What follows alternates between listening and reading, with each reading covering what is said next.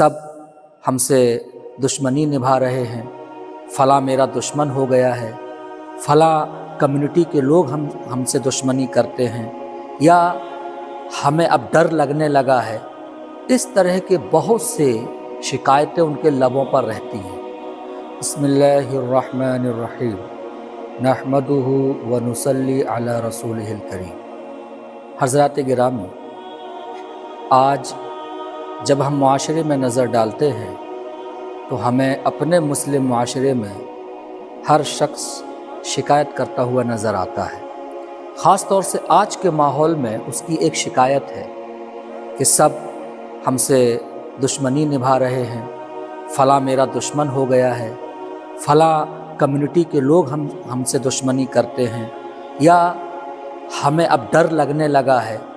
इस तरह के बहुत से शिकायतें उनके लबों पर रहती हैं, लेकिन वो सिर्फ शिकायत करते हैं और ये नहीं सोचते और इस बात पर गौर नहीं करते कि आखिर ये जो उनके अंदर डर का एक माहौल पैदा हो रहा है, या मुआशरे में उनको जो एक मकाम से गिराया जा रहा है, उसकी वजह क्या हो सकती है।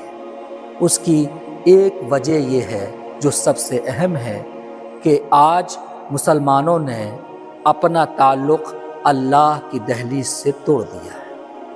आज मुसलमानों ने अल्लाह से जो उसका एक बंदगी का ताल्लुक़ जो मजबूत था, वो कहीं ना कहीं कमज़ोर कर लिया है।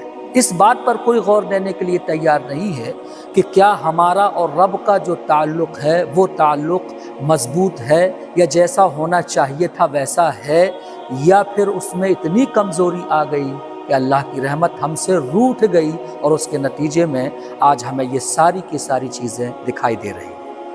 आओ मैं आपको तारीख़ के उस एक अजीम मोड़ पर ले चलूँ जहाँ हज़रत अब्दुल्ला बिन ज़ैद रब की बारगाह में दुआ करते हैं, ऐ बारे इलाह, मैं जानना चाहता हूँ कि जन्नत में मेरा साथ कौन देगा, कौन रहेगा मेरे साथ जन्नत में, जिस तबके में मैं रहूँगा उस तबके में कौन रहेगा। अल्लाह की तरफ से इशारा हुआ, अब्दुल्ला बिन ज़ैद, कूफा में मैमूना नाम की एक लड़की है, वो तुम्हारे साथ जन्नत में रहेगी। हज़रत अब्दुल्ला बिन ज़ैद को बड़ा ताज्जुब हुआ, एक लड़की होकर ये मकाम हासिल किया कि मेरे साथ वो जन्नत में जाएगी। आपने रख्ते सफ़र बांधा और अपना कजावा कसा और अपनी सवारी को दौड़ा दिया और कूफा की तरफ खरामा खरामा चले। जब कूफा पहुँचे तो अहले कूफा से दरियाफ्त किया कि क्या तुम्हारी बस्ती में कोई मैमूना नाम की लड़की है, मैं उससे मुलाकात करना चाहता हूँ। लोगों ने जो जवाब दिया वो हैरत अंगेज़ था कि मैमूना के बारे में आप पूछते हैं, वो तो एक दीवानी है जो किसी से बात नहीं करती, किसी की तरफ मुतवज्जे नहीं होती, किसी के सामने नहीं आती, बस वो अपनी बकरियां लेकर जंगलों की तरफ निकल जाती है और शाम को वापस आ जाती है। आप जान रहे थे कि जिनको ये दीवाना कह रहे हैं उसका हाल अल्लाह की बारगाह में क्या है। आपने फरमाया, मुझे सिर्फ रास्ता बता दो। कुछ लोगों ने इशारा किया कि जंगल की तरफ, कि आप चले जाएं, वहाँ पर हो सकता है कि आपकी मुलाकात हो जाए।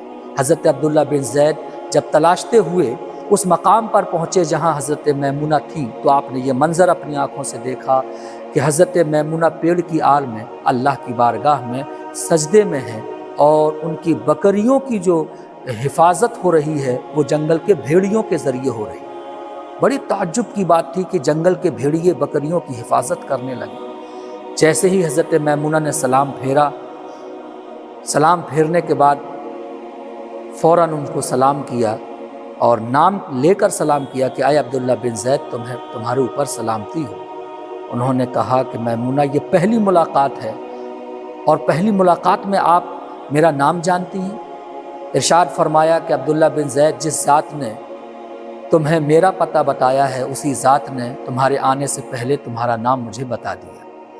अब वक्त ज़्यादा नहीं है, यहाँ गुफ्तगू का वक्त नहीं है। जब ये मुलाकात मरने के बाद बरोज़े हश्र तय पा चुकी है तो अब आओ और अल्लाह की बंदगी में लग जाओ, वक्त ज़ाय ना करो। आए अब्दुल्ला बिन ज़ैद, आप अपने तरफ रुख कीजिए, हमें इजाज़त दीजिए, हम अल्लाह की इबादत में लगना चाहते हैं। हज़रत अब्दुल्ला बिन ज़ैद इरशाद फरमाते हैं, जाने से पहले बस एक राज मैं जानना चाहता हूँ, वो ये कि मुझे ये बता दीजिए कि तुम्हारी इन बकरियों से भेड़ियों ने कब से दोस्ती कर ली है।